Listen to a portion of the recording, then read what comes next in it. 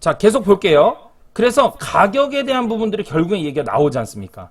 가격 비싸면 아무리 좋은 아파트라면 아무리 좋은 명품백이 뭐하나. 제가 맨날 얘기하잖아요. 남성분들 차에 대한 이야기하면 아주 귀가 쫄깃하지 않습니까? 우리가 벤츠, 아우디, 뭐 BMW 맨날 타고 싶으면 뭘 거야. 여성분들 뭐 샤넬 백이나 뭐 2천만 원짜리 백 그거 뭐야? 샤넬이 아니죠?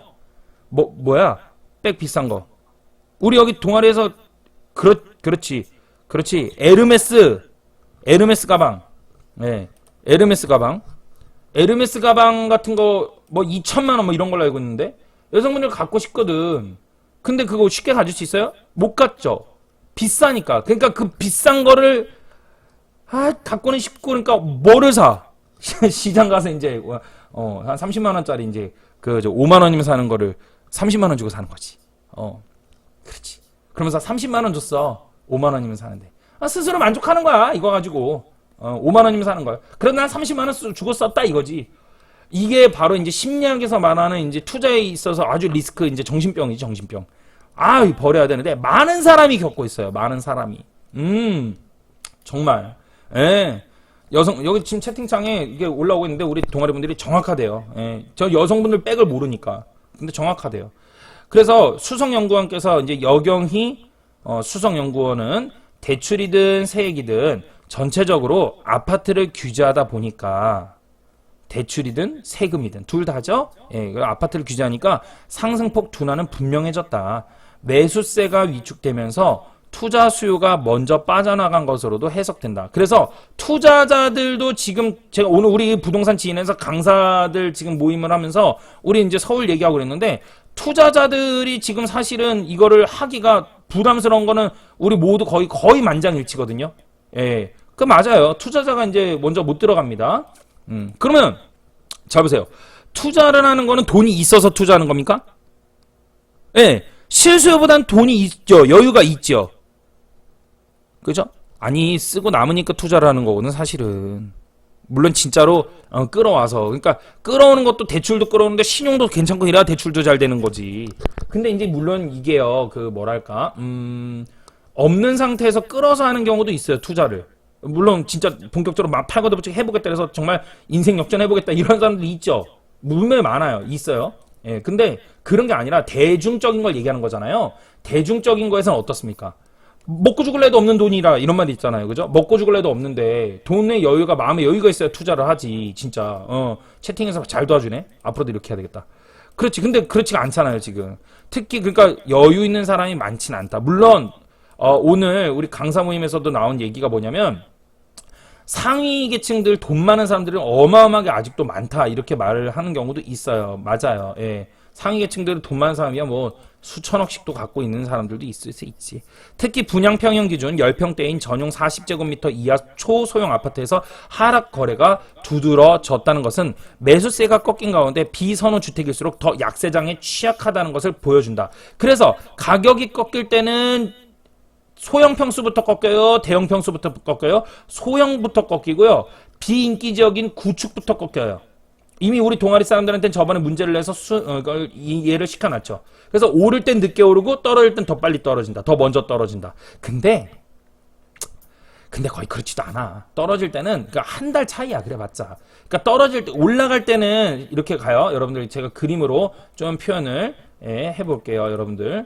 우리 유튜브 구독해 주시는 분들 신축 아파트 같은 경우 먼저 이렇게 가요.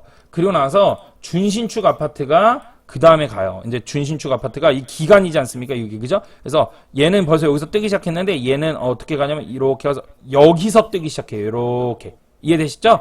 이렇게 뜹니다. 이렇게 떠요. 그 다음에 구축은 더 어떻게 더 늦게 뜨는 거지. 이렇게 가서 이렇게 해서 여기서부터 이제 떠야지. 여기서부터 이렇게 예, 그죠? 이렇게 뜨고 그 다음에 이제 더 구축들 더 오래된 아파트들은 당연히 여기서 이렇게 해서 여기서 이렇게 뜨는 거죠. 이런 식으로.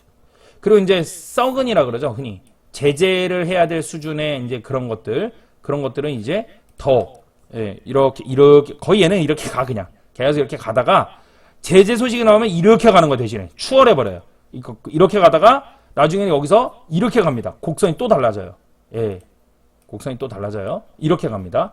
그래서 나중에는 어떻게 되냐면 얘가 제재가 해가지고 막 소식이 들리려면 뭐 얘네를 막 그냥 따라잡어. 막 능가하려고 그래. 진짜 뭐 아파트 다 진 것처럼.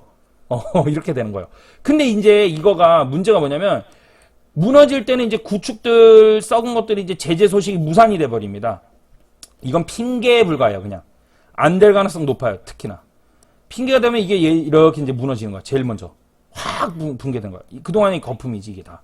근데 이 되게 재밌는 게 뭐냐면 오래된 구축의 이 제재 아파트들의 전세가는 어떻게 되냐면 전세가가 그러면 같이 이렇게 오르냐? 안 그래요. 전세가는 이렇게 가요. 거의 안 올라. 거의 안 올라 이렇게. 그러니까 이 모든 게 다 뭘로 구성이 되냐면 투자자들의 돈으로 다 이게 쌓아 올리는 거야. 돈으로 이 갭을 이거를. 그래서 제가 제재를 별로 좀 그렇게 좋아하지를 않습니다. 되면은요 여기서 되면 그대로 가는 거지. 추월하지 오히려 얘를 이제 신축이니까. 근데 안 되면 이거 돈 다 잃을 거거든요. 그래서 이건 좀 복권이에요, 복권. 되면 대박이고 안 되면 그렇고요. 그러니까 소액으로 하는 제재 투자 혹시 이런 뭐 강의가 혹시 있거나 이러면 당연히 소액이 될 수밖에 없어. 애초에 여기 들어가면 200개, 300개면 막 할 수 있어. 막 1000개 막 이러거든. 소액 갭이지. 그러니까 1000만 원 소액 갭 들어가가지고 이게 재파 터지면 여기 뭐 2억, 3억 가면 20배, 30배 벌었다. 복권이잖아. 그러니까 당연히 좋죠. 그래서 여기서 좀 제재가 돼봐라? 진짜 난리가 나는 거지. 없던 게 생겨버리는 거니까. 근데 이게 만약에 여기서 들어갔으면 다행이지. 그래도 돈 놓고 돈 먹는 게임에서. 남 얘기 듣고 여기 들어간다고. 근데 개인들이 보통 남 얘기 듣고 들어가잖아요. 여기서 들어가가지고 얼마 들어가는 거야, 이제. 여기 얘는 1000만 원 들어갔지? 얘는 이제 한 4억씩 들어가야지. 3억, 4억씩 들어간다고. 제재에다가. 안 되면 어떻게 되는 거야? 윽 소리 나는 거죠. 안 되긴 왜 안 돼? 내가 3억 들어갈 땐 다 알아보고 들어갔지. 조합장 구속되는 걸 못 보셔서 그래요. 자, 뭐 어쨌든 하신 분들이 있다면 잘 되기를 바랍니다. 그래서 뭐 이런 하여튼 될 수에 있어요. 뭐 내가 뭐 여기서 안 된다 이런 건 또 제재를 또 완전 또 무시하게 되네 또. 그런 건 아닌데 확률적으로 제재 얘기가 다 나왔다가 이건 팩트야. 제재 얘기가 나왔다가 제재 안 되고 사라지는 것들이 훨씬 더 많아요. 진짜요? 확실해요? 한 방에 끝내드릴게. 음마 아파트 어떻게 얘기할 거야? 음마 제재가 언제부터 있었는데? 정신 차려봐요. 2000년 IT붐 물 때 갑시다 다음. 특히 분양 그래서 이렇게 된다. 앞서서 26일 발표된 대출 추가 대책에 따른 매수세 위축 현상은 이 같은 흐름을 더 부추길 수 있다는 현상이 나온다. 그렇죠. 안 그래도 지금 위축인데 대출까지 규제됐으니까 더더욱이 그렇게 된다 이거죠. 그러니까 제가 어제 말씀드렸던 게 뭐예요? 이제 거래량이 더 다운되고 더 다운된다 이렇게 되는 거예요.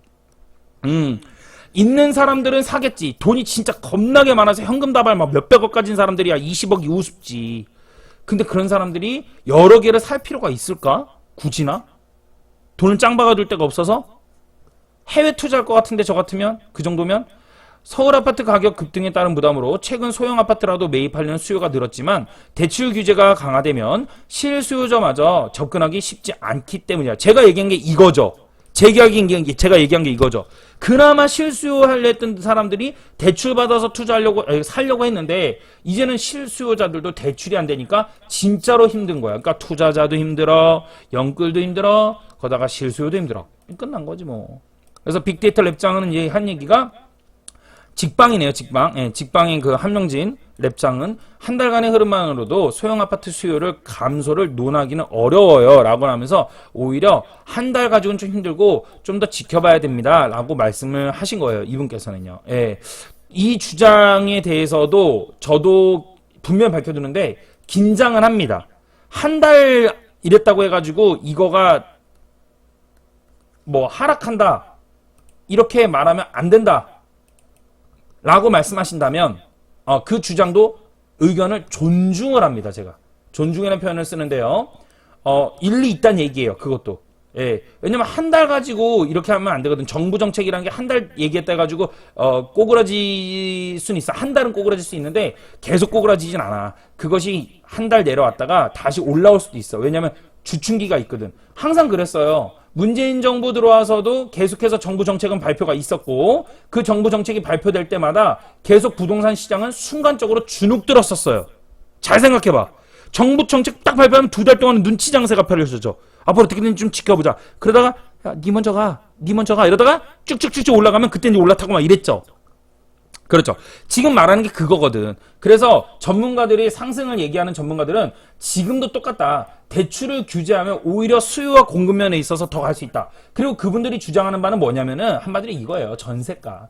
전세가 부족하다. 전세가 부족해서 전세가 올라간다. 전세 대출 규제하지는 않았잖아. 전세 대출 규제를 안 했기 때문에, 그리고 전세 대출 규제를 안 했고 아파트는 여전히 부족해. 이거 똥 색깔이 나오네. 여전히 부족해요. 여전히 부족하고 전세는 규제를 안 했기 때문에 전세 가격이 올라가기 때문에 결국에는 매매 가격은 흔들리는데 한계가 있을 거야 라고 말씀을 하시는 거예요. 다시 회복될 것이야, 다시 갈 거야 라고 말씀하신 분들의 주장은 이거예요. 제가 모르는 거 아니에요. 저도 이거에 대해서 충분히 일리 있다고 생각합니다. 그런데 이거에 대한 반박이나 또는 의견을 저는 좀 더 내세우고 싶은 게 뭐냐면, 그렇습니까? 네, 일리 있습니다. 저도 동의할 수 있습니다. 그런데요, 이거는 어떻게 생각하세요? 매매가하고 전세가와 이격이 너무 클 때는 어떻게 될까요? 여쭤보는 거예요, 진짜로요. 이런 거 생각 한번 해보셨나요? 전세가가 매매가를 끌어올리고 쳐올릴 때는요, 전세하고 매매 가격의 차이가 얼마 없어서 전세 사는 사람들이 돈 인력 보태가지고 차라리 그럼 매수를 하자 해서 매매로 돌아서면서 매매가를 치켜 올리는 거거든요. 그런데 지금은 전세가 4, 5억인데 매매 가격이 12억이에요. 7억만 더 보태서 집 사자 이렇게 말할 수가 없어요. 그래서 이런 부분들로 봤을 때는 좀 조심스럽다라고 생각이 들고요. 매매 가격이 하락할 수도 있지 않을까. 수도라고 표현을 썼어요. 하락할 수도 있지 않을까. 그리고 전세가는 올라가는 장세가 되지 않을까. 그래서 그랜빌의 법칙 저번에도 한번 제가 얘기를 했는데, 장기 이동 평균선이 하락하고 단기 이동 평균선이 올라가고, 다시 장기 이동 평균선이 올라가고, 죄송합니다, 단기 이평선이 내려갈 때는 매수 신호다 이렇게 얘기를 해요. 그래서 여기에서 부동산에서 접목할 때는 매매 가격은 하락하고 장기, 즉 전세 가격은 우상향하면 둘이 만났을 때가 매수 신호다 이렇게 말하거든요. 다시 돌려 말하면 매매 가격이 하락을 한다 하더라도 전세 가격은 계속해서 올라가는 그 지점, 즉 7억에서 9억대 라인까지는 만날 수도 있지 않느냐. 그래서 서울이 많이 빠져도 3억 빠지지 않겠느냐라는 주장들도 있어요. 별 주장을 다 알고 있지, 아주. 그죠? 예, 다 알고 있어요. 그런 건데, 그래도 어쨌든 간에 매매 가격은 빠지잖아요? 그래서 네이버 부동산이나 현재 흐름을 보면 어떻다? 매물이 많다. 매물이 많고, 매수세는 어쨌든 없다. 이렇게 볼 수가 있는 거죠. 세상은 늘 그랬어요. 이유 불문하고, 어쨌든 현상적으로 나타나는 걸 봐야 되거든. 어쨌든 간에 나타나는 현상은 뭐냐면, 매물은 많고, 매수는 적다는 거야, 지금. 어쨌든 간에 이유 불문하고, 그게 답을 얘기해 줄 수 있다는 거죠. 그래서 잠재적인 수요자 입장에서는 11월 금리 인상 가능성에 따른 이자 부담과 잠재적인 수요자 입장에서는 금리 인상 그리고 거래 위축에 따른 공실 리스크 등을 따져볼 때 소형 아파트 투자 요인이 떨어진다고 생각할 수도 있다고 말했다. 네, 그렇습니다. 제가 얘기한 게 이건데요. 요거에서 한 면만 더 볼게요. 11월 금리 인상 가능성에 따른 이자 부담 때문에 수요가 멈췄죠. 어제도 제가 설명을 했지만, 어제 여기서 설명을 했는지 우리 저기 동아리원들 데리고서 설명했는지 모르겠는데, 제가 10억의 아파트를 샀어요. 서울을. 13억이 됐습니다. 근데 이땐 대출을 제가 8억을 꼈어요. 그래가지고 13억이 됐어요. 자, 이제 제가 13억에서 매도하려고 합니다. 그래서 제 C라는 사람이, 알파벳 C예요. C라는 사람이 매수를 해줘야 돼요. 얼마에? 13억에. 그럼 이 사람이 13억에 매수를 하려면 대출을 얼마 껴야 되냐면 이제는 10억을 껴야 돼요. 그런데 지렛대로 없애버린 거지. 10억이라는 걸 없애버린 거예요. 대출을 안 해주겠대요. 또는 눌러버렸어요. 예전엔 10억이었는데 이제는 얼마 주겠다고? 8억 해주겠대요. C라는 사람은 3억만 있으면 아파트를 샀었는데 졸지 갑자기 2억을 더 모아와야 되는 셈이 돼버린 거예요. 이게 언제 있었냐면 문재인 정부 초기에 있었어요. 이 얘기가. 이게 LTV, DTI 해가지고 강화했어. 그때도. 근데 그때랑 지금이랑 또 달라요. 지금 DSR 규제는 달라요. 이때는 소득 대비 아파트를 살 수가 있었어요. 그래도 문재인 정부 초창기에는. 근데 지금은 대출을 눌러버리면 정말 살 수가 없는 거예요. 그래서 이 소득을 봐야 돼요. PIR 지수도 같이 봐야 돼요. 그래서 이럴 때는 이럴 땐 PIR 지수가 정말 같이 꼭 봐야 됩니다. PIR PIR 지수도. 근데 이제 어쨌든 간에 이 사업은 그럼 5억이 필요해요. 관건은 5억이 필요한데 저는 이걸 물량을 팔아야 되는데 저뿐만 아니라 그동안 2019년에서 2020년에 그리고 2021년에 영끌에다가 산 2030 세대들이 또는 재테크 하겠다고 한 이 세대들이 물량을 던지려고 했는데 매수세가 없는 거야. 그러면 이 사람들이 이제 어떻게 해야 되냐면 물량을 빨리빨리 처분해야 돼. 왜? 대출 끼고 있거든. 지금까지는 대출을 껴도 올라가는 폭이 좋았기 때문에 가격 하락에 대한 금리 인상에 대한 두려움이 없었어. 그런데 금리를 계속 지금처럼 계속 올리면 과연 금리를 계속 올리는데 대출을 안 해준대. 잘 생각해보세요. 이거 되게 중요한 얘기인데 금리는 위에서 올려. 그래서 가진 사람 입장에서는 골아파 힘들어. 쥐약이야 막. 입 벌리고 사약을 막 표현 좀 세긴 한데 막 갖다 뭐 이래. 그 빨리 따는 사람한테 이걸 주세요. 이런데 밑에서는 대출을 안 해주니까 못 받아가는 거야. 누가 힘들까? 그래서 밑에서 이 사람도 C라는 사람도 아파트를 사고 싶거든요. 사고 싶은데 대출이 안 되니까 서로 팔고 싶고 사고 싶은데 물물 교환이 안 되는 거죠. 근데 C라는 사람은 당장 집이 필요해. 그러니까 빌라로 가는 거죠. 얜 빌라로 가면 돼. 얜 갔어 이미. 빌라로 이렇게. 갔죠? 그러면 이제 이 물량 누가 받아줘? C라는 사람이 전세를 살았다니까요. 3억에. 근데 아파트 살려고 해가지고 이거 이 돈 빼가지고 대출 끼고 나도 이번에 만기 돌아오면 사야겠다 했는데 대출 딱 없애버렸어요. 아무도 못 받는 거야. 누가 받을 건데? 못 받잖아요. 그럼 가격은? 지금은 이렇게 말하죠. 가격이 이렇게 되니까 어떻게 됐다? 정체돼 있다. 제가 늘 얘기하죠. 아파트 가격 얘기할 때 올라가서 정체 구간이 있다고. 어허, 볼게요. 없다고요? 어허, 진짜로? 그 정체 기간이 얼마나 되는 줄 아십니까? 1년 반에서 2년 갑니다. 1년 반에서 2년 가요. 제가 오늘 유튜브 강의 퀄리티를 엄청나게 올렸어요. 강의 퀄리티를 엄청나게 올리고 있는데 지금 볼게요. 이게 지방이든 서울 수도권이든 똑같습니다. 어느 지역이든 무너질 때 단방에 와르르르 무너지는 데가 없어. 이게 변곡점이 여러분들 이걸 아셔야 돼요. 뭐 언론에서 뭐 보합을 유지할 걸로 본다 이러죠. 큰일 날 얘기야 그게. 보합을 유지하는 게 얼마나 무서운 건데. 보합을 유지했다가 떨어져. 그러니까 즉 다시 그림을 그려드리면 장세가 올라가잖아요. 올라갔다가 보합을 유지합니다. 이렇게 아치형으로. 그리고 이렇게 무너져요. 장이. 이렇게 무너져요. 이 구간이 있어요. 이 구간이 있다니까? 이 구간이 있어요. 다 볼게요 지금부터. 근데 이 구간에서 나오는 뉴스 소식이 뭐겠어요? 이런 뉴스들 나오는 거야. 그러니까 여기에서 매수를 한다고요? 향후 여기서 조정받고 더 갈지 떨어질지 누구도 모르는데 이격이 높은데 이격 높으면 이렇게 가다가 이렇게 갈 가능성 또한 매우 높거든요. 근데 이게 그냥 만약에 금리를 인하시켜주고 있거나 동결이면은 괜찮아. 이게 이렇게 갈 수 있어. 그럼 전세가 올라올 때까지 몇 년이고 뻐길 수 있어. 버티고. 근데 문제는 뭐냐면 금리 인상을 시켜버리면은 위에서 짓 눌러버리는 건데 얘를. 이해가 되고 있습니까? 예. 그럼 얘는 가격은? 힘들죠. 이거 힘들죠. 볼까요? 자, 볼게요. 지금 먼저 그렇게 되고 있는 곳. 지금 이거부터 보시면 안 되구나. 자, 어디냐면 서산.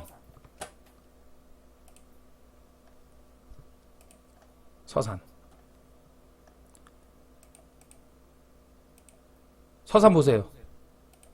가격이 빠지는 곳이 어디서부터예요? 보합이죠, 여기. 보이세요? 옆으로 횡보하죠. 비스듬히 빠지죠. 완만한 조정이죠. 그러다가 훅 떨어지잖아요.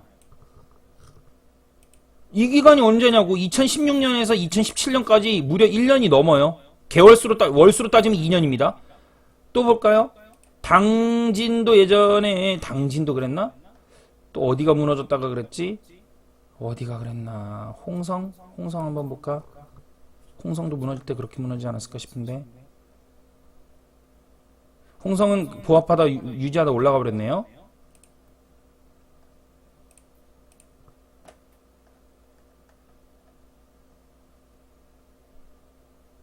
당진 같은 경우는 그래도 좀 V자로 뾰족하게 꺾여 내려왔고요. 예. 뭐 어디가 있을까?